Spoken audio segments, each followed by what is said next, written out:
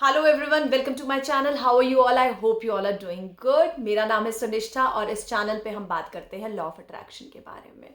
तो मेरी एक सब्सक्राइबर ने क्वेश्चन पूछा है कि कैसे मैंने सीएस किया। मैं उनके साथ पूरी सीएस की अपनी जर्नी शेयर करूं, उनको बताऊं कि क्या टेक्निक्स मैंने अप्लाई करी है सो दैट वो उनको भी हेल्प करे, क्योंकि वो भी सीएस कर रही हैं।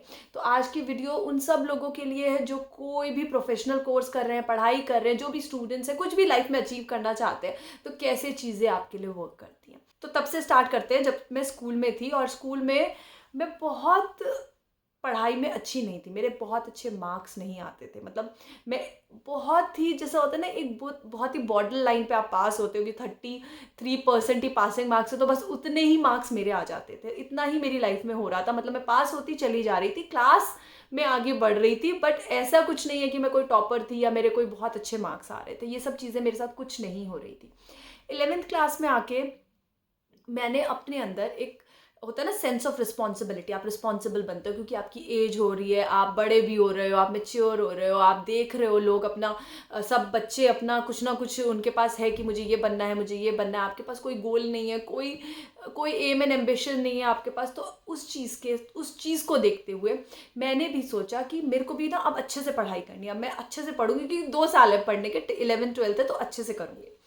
तो ये एक थॉट था मेरे माइंड में कि अब मैं अच्छे से पढ़ूंगी। बट ऐसा नहीं था कि ये कोई मैनिफेस्टेशन हो रहा था या कोई टेक्निक के थ्रू हो रहा था, ऐसा कुछ नहीं। तो जब मैं 12th में आई तो मुझे बहुत क्लियर हो गया था, या तो मैं सीएस करूंगी या सीए करूंगी, ऐसा कुछ कोर्स मेरे को करना है। वो बहुत क्लियर था मेरे दिमाग में, इसके अलावा मुझे कुछ नहीं करना, ये मैंने सोच लिया था।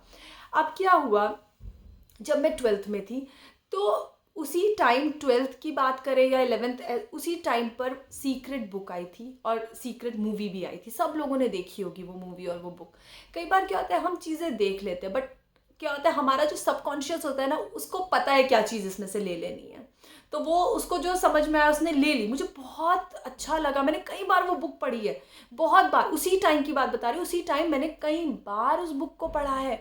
और उसी टाइम मैंने कई बार, बार बार मैं ना वो सेम ही वीडियो देखती रहती थी, देखते थे कैसे होता है यार, ये कैसे होता है, ये कैसे होता है, लोग कैसे कर रहे हैं मैनिफेस्ट, कैसे सब चीज़ें अट्रैक्ट कर रहे हैं। तो मैं बहुत, मुझे इंटरेस्ट आता था इन चीज़ों में। बट मैंने ये नहीं सोचा था कि उस बुक को पकड़ के या उसमें से कोई टेक्निक को पकड़ कर मैं अपनी लाइफ में अप्लाई करूँगी, ऐसा कुछ नहीं था। तो मैंने क्या किया, एक ऐसे ही एक थॉट था मेरा कि मुझे अपने क्लास में, 12th क्लास में अकाउंट्स में ना मेरे हाईएस्ट मार्क्स आने चाहिए। मैंने, अब देखिए ये कितना कैसी चीज़ होती है ना कि आप थॉट क्या रखना है। सबसे पहले बहुत इंपॉर्टेंट चीज़ है कि आपको थॉट क्या रखना है। मैंने लास्ट एक वीडियो बनाई थी आस्क। तो आस्क, मैंने क्या आस्क करा, मैंने क्या मांग लिया यूनिवर्स से कि मेरे ना हाईएस्ट मार्क्स आने चाहिए। अभी कितने आने चाहिए, मैंने ये भी नहीं बोला 98 होंगे, वो 99 होंगे या 100 ही चाहिए मुझे, ऐसा कुछ नहीं। बस मेरे हाईएस्ट आने चाहिए, सबसे अच्छा अकाउंट्स में मैं ही परफॉर्म करूँ, इतने मार्क्स मेरे आने चाहिए। ठीक है, ये एक थॉट था मेरे दिमाग में, क्योंकि जब मैं 12th में पढ़ाई कर रही थी तो मेरे ही हाईएस्ट आने चाहिए। ये मैंने अपने दिमाग में ये पिक्चर को क्लियर कर लिया था। अब क्या हुआ, मेरे अकाउंट्स में हाईएस्ट मार्क्स आए क्योंकि वो थॉट था ना। थॉट आपको फिर वही चीज़ें कराएगा। अब जब आप सोच लोगे कि हाईएस्ट मार्क्स आने चाहिए, तो ऐसा नहीं होगा कि वो एक ख्वाबी प्लाव है कि मैं बैठी सोचती रहूँगी, फिर वो एक्शन होगा। मैं अकाउंट्स में बहुत हार्डवर्क करने लगी, बहुत ज़्यादा मेहनत करने लगी कि मुझे हाईएस्ट मार्क्स इसी में चाहिए। तो मेरे अकाउंट्स में हाईएस्ट मार्क्स भी आए। ठीक है, तो इस तरह से ये जर्नी स्टार्ट हुई। मुझे एटलीस्ट ये पता चल गया कि आप जो चाहते हो वो आप कर लेते हो, उसमें कोई परेशानी नहीं आती। मतलब अगर अभी तक मेरे 30 मार्क्स आ रहे थे, 33% पे ही मैं पास हो रही थी, तो जिस दिन मैंने ये सोचा मेरे हाईएस्ट आने चाहिए, कि वो थॉट ना आपके लिए कैसे वर्क करने स्टार्ट कर देता है। आपने बस बोला ना मुझे हाईएस्ट चाहिए, तो अब वो हाईएस्ट मार्क्स मेरे आ गए थे। इस तरह ये जर्नी आगे बढ़ी। अब ये चीज़ भी सोच ली थी कि अब सीए या सीएस करना है, तो मैंने स्टार्ट किया था सीए से। तो मैंने सीए का पहला जो अटेम्प्ट होता है वो दिया, मैं उसमें भी पास हो गई। मैंने सीएस का दिया, मैं उसमें भी पास हो गई। इस तरह मैं अपनी जर्नी में आगे बढ़ी। अब कहीं ना कहीं से कुछ ना कुछ लिमिटेड बिलीव्स मेरे दिमाग में आ गए। किसी ने बोला कि जो सीए होता है ना वो बहुत डिफिकल्ट होता है। अब क्या होता है कि आपके जो सराउंडिंग में लोग होते हैं जो खुद सीए कर रहे होते हैं या कभी करा होता है उन्होंने, या आपके टीचर्स ही होते हैं, उन्होंने कर रहे होते हैं, हो नहीं पाता। तो वो क्या होता है, उन्होंने मेरे अंदर ना बहुत लिमिटेड बिलीव डाल दिया था इस थॉट के साथ कि सीए बहुत डिफिकल्ट होता है, हमसे नहीं हुआ ना तो तुमसे नहीं होगा, तुम कैसे करोगे, बहुत डिफिकल्ट चीज़ है।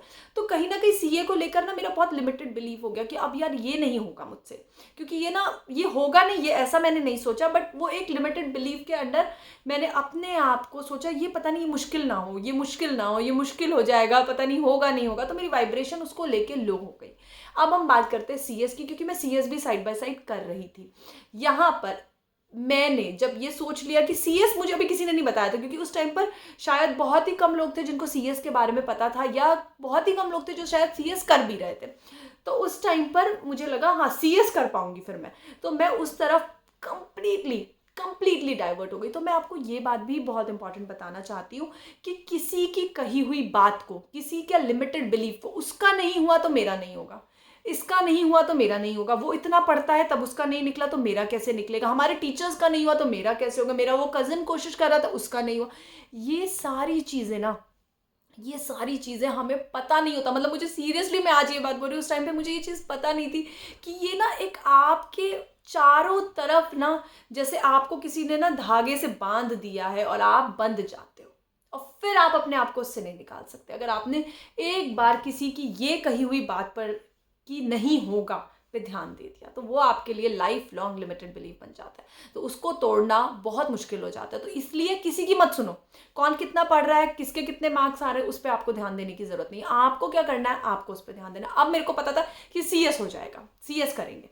फिर क्या हुआ, जब मैंने सीएस में स्टार्ट किया अपना जर्नी, मैंने पहले भी वीडियो बनाई है, शायद आप उसको ध्यान से देखिएगा, fake it till you make it. मैं क्या करती थी, मैं हमेशा करती थी ये चीज़, मेरे को बड़ा मज़ा भी आता था ये करने में, क्योंकि ये भी एक एक्सरसाइज थी मेरे लिए। अगर मेरा एक ग्रुप क्लियर होता था, जो लोग सीएस कर रहे हैं उन्हें पता है कि ये बहुत ही झमेला है ग्रुप्स का, कि एक ग्रुप, फर्स्ट ग्रुप है, सेकंड ग्रुप है, एक ग्रुप में 2 पेपर है, उसमें 4 पेपर है, उसमें 2 पास होना है, 3 पास होना है, इतने सारे मॉड्यूल्स हैं, बहुत सारी चीज़ें हैं, तब जाकर एक कोर्स आप कर पाते हो, एक लेवल आप क्रॉस कर पाते हो। तो क्या है, फॉर एग्जाम्पल मैं आप लोगों को ईजी, जो लोग सीएस नहीं कर रहे हैं उनको आसान तरीके में समझाना चाहूँगी। जैसे मानिए कि आपके 3 ग्रुप्स हैं, तीनों ग्रुप आप क्लियर करेंगे, एक ग्रुप में 2 पेपर हैं, आपको सारे क्लियर करने, तब आप एक इंटर स्टेज से फाइनल स्टेज में आओगे, फाउंडेशन स्टेज से फिर इंटर में आओगे, फिर इंटर से फाइनल में आओगे, तो इस तरह से आप क्लियर करते हो। तो आप एक ग्रुप भी कर सकते हो, तीनों ग्रुप भी एक साथ कर सकते हो, तो जो बच्चे जैसे जैसे ऑप्ट करते हैं वैसे वैसे वो क्लियर करते जाते हैं। तो मैं हमेशा क्या करती थी, I use to play this game.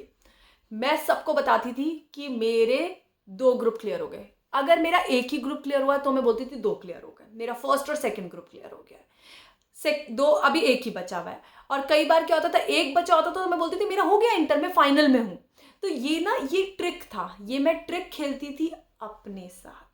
ये ट्रिक मैं लोगों के साथ नहीं खेल रही थी कि मुझे उन्हें इंप्रेस करना था कि मेरे कितने ग्रुप्स निकले हुए, मैं पढ़ने में कितनी अच्छी हूँ। ये ट्रिक मैं अपने लिए खेलती थी, क्योंकि मेरे दिमाग को ये बात पता होनी चाहिए कि ये चीज़ हो गई है। हमेशा ध्यान रखिए, जो चीज़ आपको चाहिए ना, वो आज फील करो, वो है फील करो, वो अभी मेरे पास है। कोई ग्रुप में प्रॉब्लम आ रही है ना, तो ये सोचो वो ग्रुप क्लियर हो गया है, सबको बता दो कि वो ग्रुप मेरा क्लियर हो गया। तो जब आप ये चीज़ करते हो ना, फेक करना स्टार्ट कर देते हो, तो सबकॉन्शियस को नहीं पता कि सच बोल रही है झूठ, कॉन्शियस को पता होगा, क्योंकि उसको पता है कि सबकॉन्शियस को नहीं पता। मैं इतना फेक करती थी कि कई बार मैं खुद ये चीज़ भूल जाती थी कि मेरे कौन सा वाला ग्रुप रह रखा है, मेरे को ये ध्यान नहीं रहता था, क्योंकि मैं इतना ज़्यादा इस झूठ को बिल्डअप कर चुकी थी अपने दिमाग में।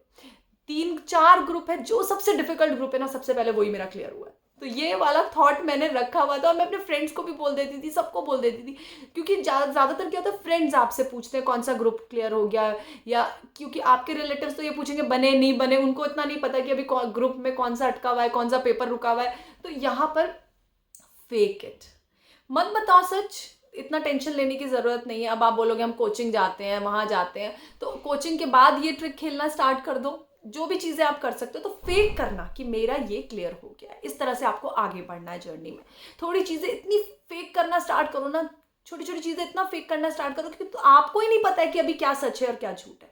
तो आप उस रियलिटी में पहुंच जाते हो, आप उस वक्त ऑटोमेटिकली उस चीज़ में पहुंच जाते हो। अब आप देखिए, ये चीज़ मुझे नहीं पता थी, बट मैं ये कर रही थी। नेक्स्ट थिंग, सबसे इंपॉर्टेंट चीज़ जो मैं बचपन से करती हूँ बट मुझे नहीं पता ये लॉ ऑफ अट्रैक्शन है। अब आप देखिए ये बहुत इंपॉर्टेंट चीज़ है। जो चीज़ मुझे चाहिए होती है ना, जिस चीज़ के लिए मेरे अंदर बहुत एक्साइटमेंट होता है, किसी इंटरव्यू को लेकर, किसी से मिलने को लेकर, तो मैं ना उस पूरे सीन को रात को सोने से पहले विजुलाइज कर करके सोती हूँ। ये मेरी आदत है। मुझे नहीं पता था ये लॉ ऑफ अट्रैक्शन की विजुलाइजेशन टेक्निक होती है या ये कुछ विजुलाइजेशन में ऐसा करना होता है रात को सोने से पहले। मेरी बचपन से आदत है। मैं रात को सीन को देखती रहूंगी, उसको उसको परफेक्ट सीन बना दूंगी। मतलब इतना ज़्यादा उसको इमेजिन, क्योंकि जब मैं स्टार्टिंग में सोचूंगी तो कुछ चीज़ें इधर उधर होंगी, फिर दोबारा सोचूंगी, फिर दोबारा सोचूंगी, फिर दोबारा सोचूंगी, फिर दोबारा सोचूंगी। इतनी बार उस चीज़ को सोचती हूँ कि वो मेरी रियलिटी बनने लग जाती है, वो मुझे दिखने लग जाता है। इतना विजुलाइज कर लेती हूँ किसी भी चीज़ को। ये मेरी आदत है। मतलब उसको परफेक्शन में ही विजुलाइज करना, उसको अच्छा ही हो रहा है वो विजुलाइज करना, बुरा नहीं करती। अभी ये वाला चीज़ मत सोचिएगा कि विजुलाइजेशन में हम लोग तो बुरे में पहुंच जाते हैं। आपको नहीं करना ना। आपको टेक्निक नहीं मुझे पता थी ना, बट फिर भी अच्छा तो सोचते हैं ना हम। अच्छा सोच सोच के सोते हैं। अच्छा सोचना ज़रूरी है सोने से पहले। तो वो अच्छा सोचना ना, मुझे इतना हाई वाइब्रेशन, इतना अच्छी फीलिंग हो जाती थी ना, कई बार मुझे इतनी out of excitement I am not able to sleep, और बहुत सारी चीज़ें हो रही हैं मेरे को, और फिर मैं अपने आप को रिलैक्स कर रही हूँ, हाँ ये मिल गया, कितना मज़ा आ रहा है, ये चीज़ हो गई है, और फिर मैं सो जाती थी। ये मैं हमेशा करती थी। नेक्स्ट बहुत इंपॉर्टेंट चीज़ जो मेरी हमेशा से आदत है, वो मैं आज भी करती हूँ। जो भी चीज़ मुझे चाहिए या जो चीज़ इंपॉर्टेंट है उसे लिखकर मैं वॉल पर स्टिक कर देती हूँ, ताकि मेरा सबकॉन्शियस वो पढ़ता रहे। चाहे वो मेरा टाइम टेबल हो, चाहे वो मैंने ये लिखा वो I am a company secretary, I am C S Sunishtha Singh, my name is C S Sunishtha Singh. ये चीज़ ना मैं अपनी दीवारों पे जगह जगह पे लगा दिया था मैंने। तब भी मुझे नहीं पता था कि ये विजन बोर्ड होता है, ये विजुलाइजेशन होती है, ये टेक्निक होती है, आपका सबकॉन्शियस से ट्रेंड हो जाता है। मैंने उस चीज़ को जगह जगह पर स्टिक कर दिया था। क्यों? क्योंकि मेरा सबकॉन्शियस वो बार बार पढ़ रहा था, बार बार उस चीज़ को पढ़ रहा था, और बार बार मुझे ये याद दिला रहा था मैं ये हूँ, ये मेरी रियलिटी है। और आपको भी ये करना है।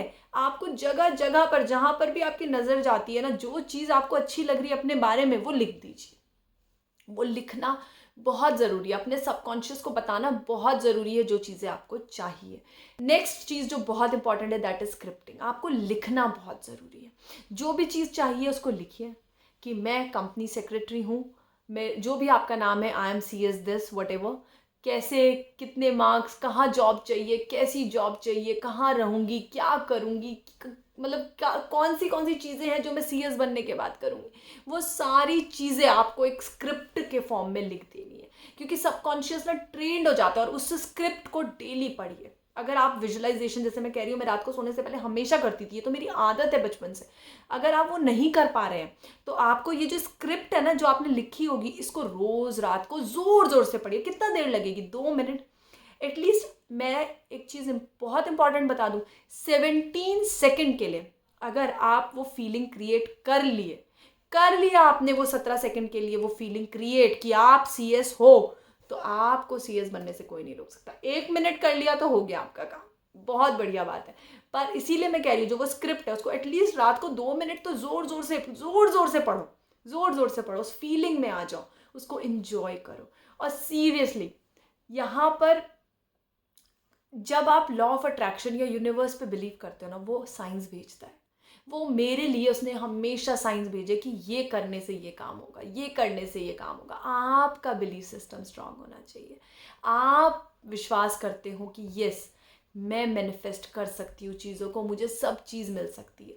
तो ये चीज़ आपको अपने सबकॉन्शियस को, अपने आप को बताने की ज़रूरत है कि जब मैं चाहूंगी कोई चीज़ पाना और मेरा विश्वास होगा यूनिवर्स पे, तो वो खुद साइंस भेजेगा कि ये टेक्निक कर लो, ये कर लो, ऐसे मैनिफेस्टेशन होती है, इससे बात कर लो, ये सोल्यूशन देगा।